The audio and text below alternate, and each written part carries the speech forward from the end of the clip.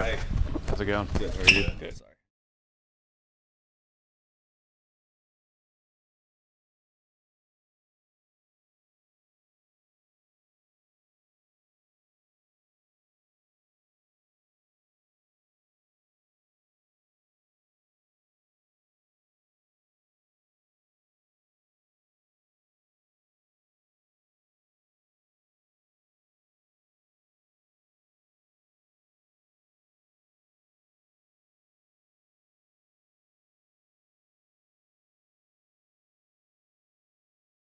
Decision. You know, you look at where the ball club is, and you see the additions to the pitching staff. And being a defender, it's definitely a staff that I'm going to enjoy playing behind. So, a lot of ground balls, and you know that as a defender, infielder, that's all you can ask for. You see yourself kind of playing almost like a super utility role for.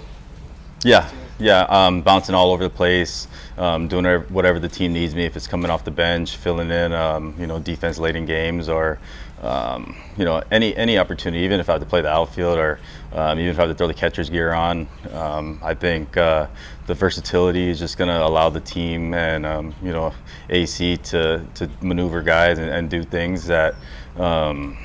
Whatever's best for the team. So I'm excited to show off the versatility, but I'm also, I also think it's my best role. I've played every day at certain spots, but I'm really excited to, do what I'm best at instead of, kind of filling in, in other organizations. So I'm excited for the opportunity to be a true utility player. I'm looking forward to it, playing in front of the fans. In your talks with the team before he signed, is that also what they were telling you this job was? Yeah. They're very upfront and straightforward, and telling me that they're still going to add a bat or looking to add a bat, and it's still a fit no matter what. So I was expecting the team to kind of be solidified, and I think I'm best as a utility player, a true utility player. So I'm excited to have that opportunity again. And injuries happen, and I'll be able to fill in. But just being able to show up to the field and stay present in a different position every day, or even if it's off the bench, I understand that it's hard to do. So it's something that I take pride in, and I'm looking forward to helping the team in any way I can. I was just going to say, a lot of guys don't kind of embrace that role, or they'd rather, what makes you like that role so much? Not many people can do it. You see the Kike's, the Chris Taylors, Brock Holtz, these guys who've had so much success, and they're valuable players. So having that opportunity to really dive into that, instead of just playing one position and being a mid-position player, instead I get to focus on being one of the top utility players in the league, and that's my goal. I was joking around with Rafaela today, hoping he just plays one spot so he can't qualify for the utility Gold Glove, but it's something that I'm going to try to go after and help the team in any way. And if you look at the versatility on this roster, it's a pretty special roster, so I'm excited to see what we can do. This team lost both Alex Bregman and Rob Refsnyder over the winter. Those were two kind of big clubhouse presences. Yesterday, Alex was citing you as a guy that could maybe fill some of that leadership vacuum. Do you see that as maybe part of your role too? Yeah, I believe so. It's impossible to fill the void that those guys have left. Bregman's been an unbelievable player in his career, and he's won, and he's done it at the highest level. So anytime you lose a player of that caliber, there's no way you could fill that void. But it's a new day, and I'm here to help the team whatever they need. They need me in the clubhouse, need me on the field, different positions. So I've had a lot of experience playing with top players. So just being able to, top players and different markets, the highest, the lowest. So being able to have that experience and just spread it around this clubhouse, but just walk it into here. There's already a culture that's already been built. So there's not really, it doesn't feel like there's much to do. As far as getting guys to work, it's just more of showing guys how to win and keep the body in shape and doing the little things. So I'm excited for that opportunity. At the end of the day, it's hard to fill that void from those guys, but bringing me in is definitely to help the clubhouse a little bit. How much did you factor in the idea of getting back to the postseason and having a chance to play for a ring? Yeah, that was that was the biggest thing, is just I want to win a championship. Got close last year and didn't work out.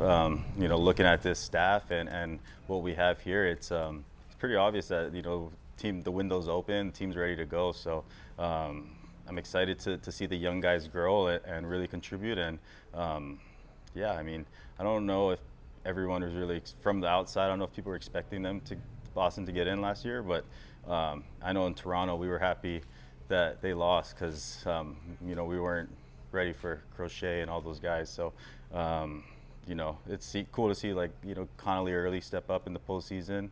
Now we made a bunch of additions, so it's going to be fun to watch, and I think we're going to do very well. How long did it kind of, you guys were a half an inch away from winning a World Series last year. How long did it kind of take to get over that? Still not over it. I just want a chance to get back there. So being here, I think it's the best opportunity for me and to get back there. So I won't ever get over that. It's more of how can I get back. So I see this being a great opportunity to do that.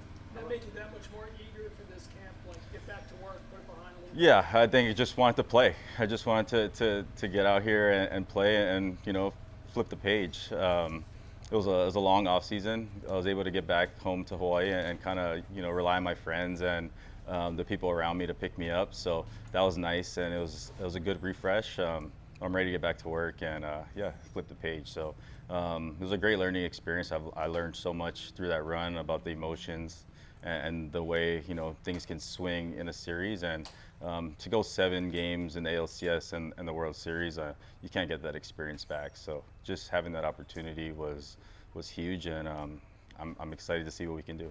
How much disbelief do you have still about that play they made at the plate against? Yeah, off the bat, I was trying to break up double play. In my mind, I thought it was a routine ground ball to second, and they're going to go home to 1. So, I went in hard to slide. That was my intention off the bat, and Ernie Clement was our best hitter at the time, besides Vladdy. And to hit into a double play there and not get Ernie up would have been terrible.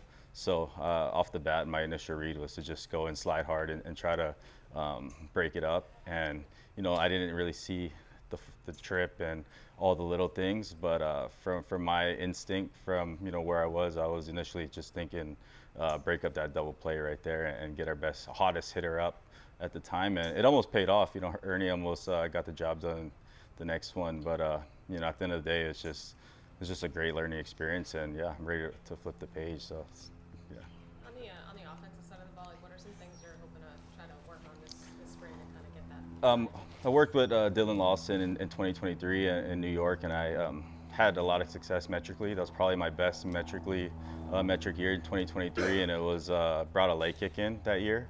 So I actually was already planning on bringing that leg kick back going into this season, and it just worked out that that was a big part of working with Fatsy and Dylan. So I knew probably going to be a 1-year deal, and I just thought that Dylan helped me so much get back to where I was, where I could sign a 2-year deal in Toronto. So there's not really there's a lot of good staffs out there, but I really trust Dylan and Fatsy to get me back to being an everyday player, everyday utility player at some point, if it's next year or whatever. But I just felt like this was the best opportunity for me to develop. And you look at the guys like Ref Snyder, Christian Vasquez, even Brock Holt. There's so many decent hitters that really blossom in Boston.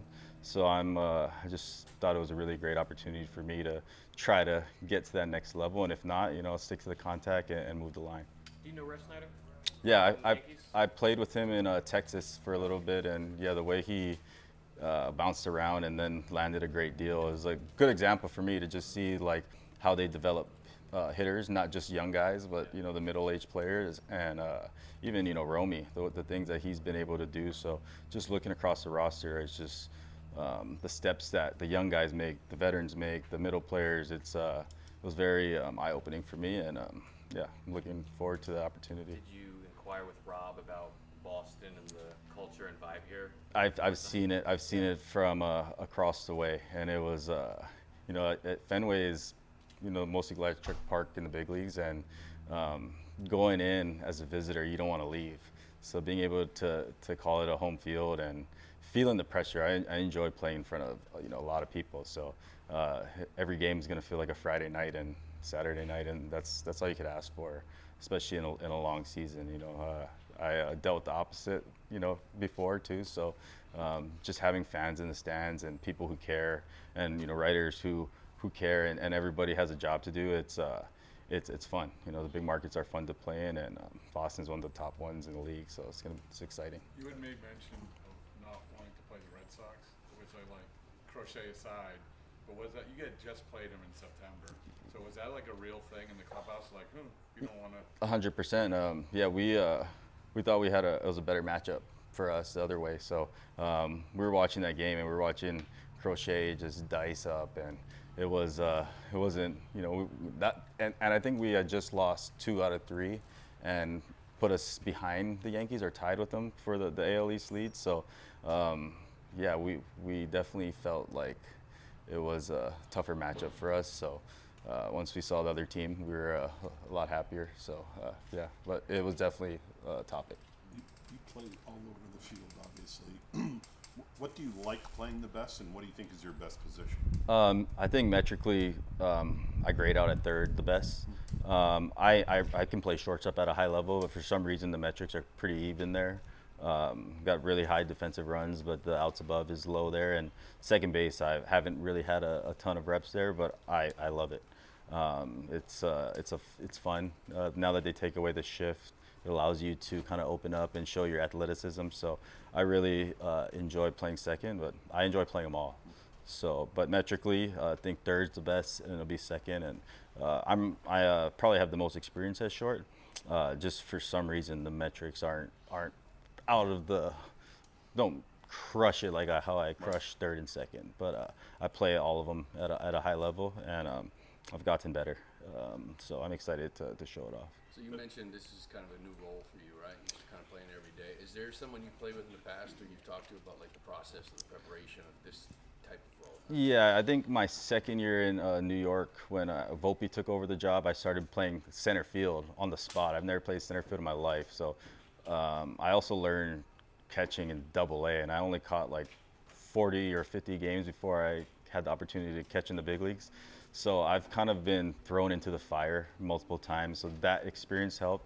But when I was younger in Texas, I had Brock Holt around, and just getting to be his teammate and learn from him and seeing him play third, left, second, just kind of asking him how he went about it. So Brock was very beneficial for me as a pup coming up, and I think the biggest thing is to, be present every day, but whatever position you're playing, you just focus on that position that day. And if you're coming off the bench, just work from short. I think that was the one thing I learned.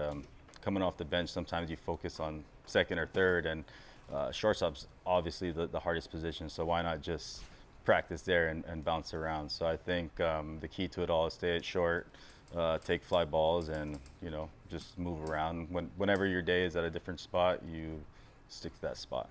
You clearly know how much people here love Brock, right? Yeah, I mean, he's one of the only cycle in postseason history. Yeah, so I got to play next to him in 2021, and yeah, all we would ask about is like, what is it like to win a World Series? So being here in Boston now and getting the opportunity to play with him, it's pretty surreal. Did you talk to him after you signed? No, I haven't. Last year he'd call me, FaceTime me all the time, but I haven't talked to him yet. It kind of just happened so fast. Like once we agreed, it was kind of just like, oh, the season starts. Yeah, there was no like time to relax or really talk to anybody. I had to pack my things, pack my car, and get going. So maybe we'll reach out to him soon, or he'll probably be here anyway. But yeah, it was everything just happened so fast.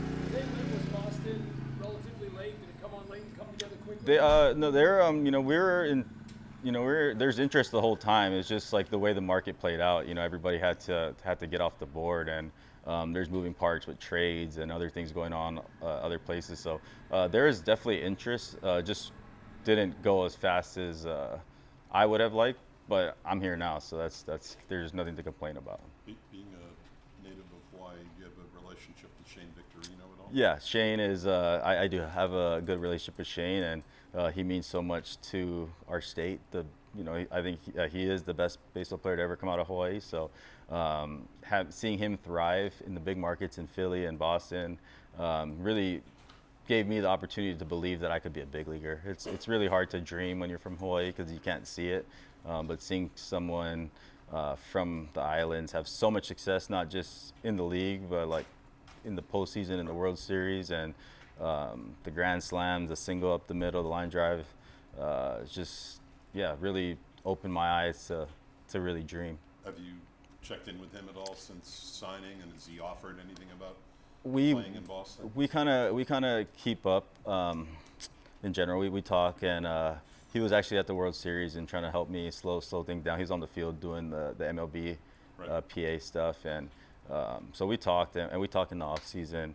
Like I said with Brock, even with Brock, I haven't had a chance to talk to anybody yet, and it wasn't official yet. We had to make sure that this was official to even, yeah, really. I didn't want to jinx anything or something, so now I'll probably be reaching out to these guys. But yeah, Shane, we have a great relationship, and he's meant so much to me, and just being able to look up to someone who's done it in the big markets, it's pretty cool, pretty There's awesome. so much analysis about that last play, the play. Mm-hmm. The Jays coaches after the game immediately said you were where they wanted you to be. Yeah. I mean, no regrets, when you look back on that. I mean, everything was the way it was supposed to be, I guess, right? Yeah, it's an organizational policy. Yeah. I think the biggest regret for me, I wouldn't say regret, Yeah. because that was the way that I had, and if he doesn't slip, it might have been a double play. So I had the right intention the whole time. The biggest regret was there's no cameras in my face after the game. So I think that was the toughest thing for me, was if it was going to be such a big deal, it would have been nice to have the camera in my face and have a chance to speak. But it blew up without me getting a proper interview. So I thought that was unfair. Like everybody was just kind of going off of it without me really being able to talk about the play. So it was that was tough. But at the end of the day, I did what I was told, and it was an organizational policy. And we win as a team, we lose as a team, and there was a lot of opportunities to win before that, and we didn't do it. So that wasn't the sole reason we lost. And 7-game series, a lot happened before that, and it was a great learning experience. And I think at the end of the day, though, if I could do it over, I definitely would have got a couple steps out. But you got to do what the organization wants, and that's kind of been the thing there. It's with the runners in that situation, they'd always keep the third base or the runner close. And if you saw the situation from the game before, Miles Straw was on third, and he did the exact same thing I did. But nobody looked at him because everybody's looking at Barger getting doubled off. So, yeah, there's not really regret. It's just the way that everything went down after. I just wish I would have had opportunity to speak to the media. The video showed. I mean, Carlos put a line in. Yeah. I mean, Yeah. That's what they wanted. Yeah, and it's not Carlos's fault either. It's no one's fault. It's just that's what they did all season long, and it was kind of what was taught in spring. And yeah, it is what it is. It's just it happens, and yeah, I just wish I could have talked and talked about it after instead of someone else finding a video and a month later and doing it. It would have been nice to just get it all out of the way, but that's it. So is that thought just you don't want to get doubled off on a line drive and routine ground ball? You're probably out at home anyways. Yeah, I guess that was the one. Risk reward, and I think with that, the way that offense worked, you trust every batter. You don't want to take the bat out of anyone's hands because of how lethal that lineup was. And again, Ernie is on deck, and he was the hottest hitter. I think he broke the record for postseason hits. So, yeah, off the bat, I'm like, oh, I had all the emotions of like winning the World Series. And the moment the ball hit the dirt, I was just already head down, break up, double play, get Ernie up. And it worked out because we got Ernie up. It just didn't realize that it was going to be that close of a play. But if you're close to the bag, you kind of know that you're not going to have a shot to score anyway. If you're held closer. So, off the bat, it's kind of like if I was a step further, yeah, it would have been safe, but I wasn't. So going in, it was like just go and slide and take the catcher out. Did you go back and look at it much, or do you get away from it? Oh man, my algorithm on my social media is pretty good now. I'll tell you that. Like there is no baseball in my algorithm, a lot of blocks and a lot of like not interested. So yeah, ever since it was like 3 days after, it was just like nonstop. So like I just found the way to make my algorithm know baseball, and ever since then, yeah, I haven't seen it. But yeah, I mean, it was heartbreaking. It was definitely heartbreaking, and I'm just happy to be in a good organization now that has a true shot to get back. What's your experience been like hitting at Fenway, and how do you feel your bat kind of profiles for the ballpark? I mean, the numbers are whatever. I don't think they're great. It's also hitting against a really tough staff every time you're walking into Boston. So I enjoy playing there. I enjoy hitting there. Just don't enjoy hitting against the Red Sox. So that, you know, it goes both ways. But I enjoy it. I think, you know, when you're stepping in the box and you're looking in center field and you see no seats open, you just see a ton of fans and people standing up and people who care. It's a truly, you know, breathtaking experience. So I'm just excited to play in front of the fans and feel that energy that really helps this team win games. So I'm really excited for that. Did you know Rafaela before today? You were talking about the Gold Glove. I knew of him. Yeah. I watched him, and he was one of my favorite players just because he's a guy who bounces around, you know, second base, center field, and he even played shortstop in 23, I believe, and he's had so much success. Seeing him break out last year was cool to watch, but I knew he was good. I didn't know he was that good in center. Like, I knew he was a really good second baseman, really good utility player, but the way he plays center, he's not a utility player. He's a, you know, star center fielder. So, but you never met him before. I never met him. I already mentioned it to him today. Yeah. So I was like, yeah, just stay to one spot. I got you. So, Hey, thanks, man. thank you guys. Appreciate it. Looking forward to getting to know you guys. Likewise. Thank you.